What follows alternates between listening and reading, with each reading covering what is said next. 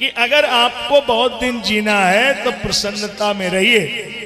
अच्छा, परिस्थिति ऐसी सामने होगी प्रसन्न नहीं रह सकते हैं तो क्या करना है? तो आप परिस्थिति को बदलते क्यों है? एक सूत्र है, हमारे गुरुदेव भगवान बोलते थे, आप बोलिए याद करके उसको ले जाओ।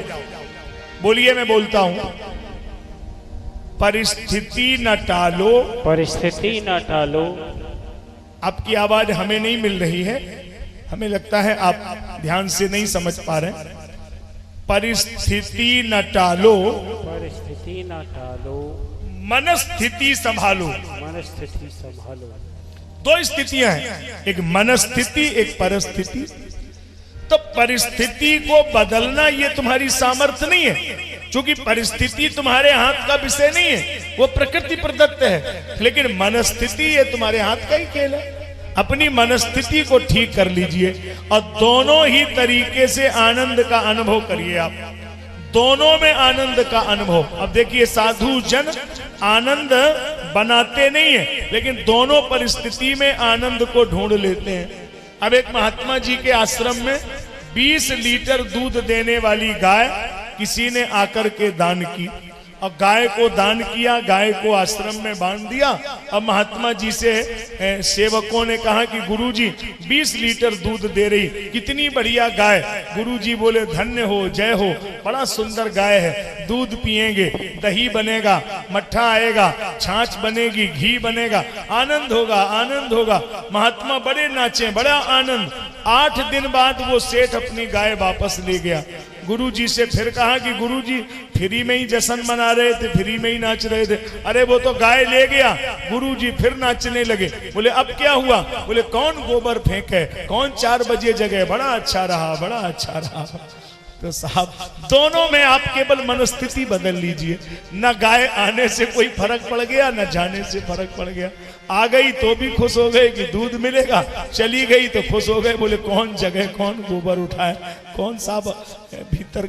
दोनों स्थिति में आप अगर निर्माण करना जानते हैं तो आप दोनों स्थिति में अनुभव कर सकते हैं उसका। ये अनुभव गम्य विषय है, सामान्य बात नहीं है, क्योंकि ये अनुभव की बात। और अनुभव कभी जीवन में आपने जो पढ़ा है वो फेल हो जाएगा, सुना है वो भी फेल हो जाएगा, और अनुभव कभी फेल हो ही नहीं सकता। इसलिए जब किसी बुजुर्ग के पास बैठे तो उससे अनुभव जरूर पूछिए कि जीवन का अनुभव क्या है, तो बताएगा अनुभव क्या है। अनुभव जीवन का। अब कई लोग हैं वो बोलते हैं कि तुम लाख कोशिश कर लो, ये आदमी तुम्हें ये सामान नहीं देगा। अब उनसे पूछो ये क्यों कह रहे? बोले हमारे जीवन भर का अनुभव है कि ये आदमी बात का सच्चा नहीं है। इसका मतलब उसकी बात में दम है, वो बिल्कुल ठीक कह रहा। कई लोग बोलते, अच्छा इसमें भी एक बड़ा आदमी का विचित्र अनुभव। अच्छा, कई बार अनुभव में भी लोगों की जिद है।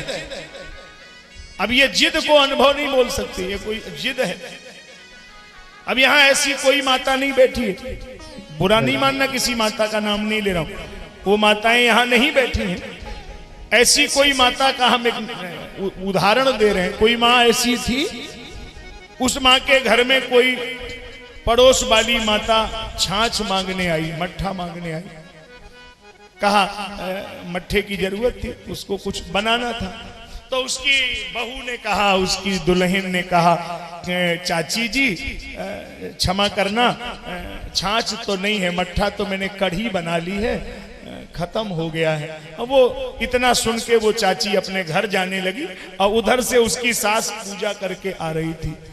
बोली कहाँ गई थी? बोले तुम्हारे घर छाछ मांगने गई थी और तुम्हारी बहू ने मना कर दिया, कह दिया कढ़ी बना ली। अच्छा, बहू की इतनी हिम्मत, चलो मेरे साथ। लौट के आई तो बहू के सामने आई, तेरी इतनी हिम्मत, तूने ऐसे बोला? बोली माँ जी बोला तो मैंने ऐसे ही है। तो चाची ने कहा डांटो मत बहू को, क्या रखा है, रखा हो तो दे दो। बोले नहीं नहीं, ये तो बहू ठीक कह रही है कि कढ़ी बन गई है, छाछ तो खत्म हो गई है। तो बोले रास्ते में हमने यही तो आपको बताया था। बोले नहीं बताया तो था, लेकिन अब तुम अपने घर जा सकती हो, तो पहले चली जाती। बोली बहू की इतनी हिम्मत, बिना हमसे पूछे तुम्हें जाने दिया, हम कहेंगे सो होगा। अब बताओ ये कौन सा, ये क्या तरीका हुआ? बहू की इतनी हिम्मत कैसे हो गई? अरे नहीं है ये तो हम कहेंगे, तुमने कैसे कह दिया? हम कहें तब मानो। अच्छा अरे भाई जब नहीं है तो उसमें बहू कह दे। आप ऐसी सास आप लोग नहीं होगी कि इतना शासन करती हूँ, इतना सासपन ठीक नहीं है कि मारे हम कहें तो मानेंगे। अरे जब जो बहू ने कहा वही तुमने कहा। बोले इसकी हिम्मत कैसी हो गई कि मना कर दिया? हम मना करेंगे, तुम कौन होती मना करने वाली? अरे भाई जब सामान नहीं है तो इतना भी ईगो पावर दिखाना ये कौन सा तरीका हुआ? तो ये ठीक नहीं है, ये कोई अनुभव नहीं, ये गलत अनुभव है, ऐसा नहीं करना चाहिए।